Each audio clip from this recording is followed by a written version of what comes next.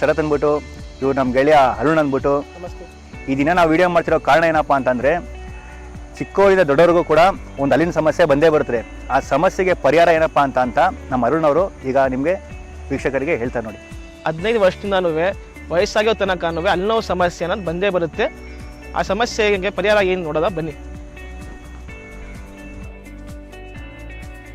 ಹೊಗೆ ಬರ್ತಿದೆ, ಇದೇ ಸ್ಟೀಮು ಸರ್.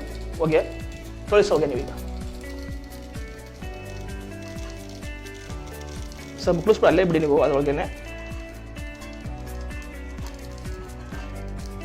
ಮುಕ್ಳಿಸಿ ಅಲ್ಲೇ ಬಿಡಿ ಸರ್. ಮಾಡಿದ್ರೆ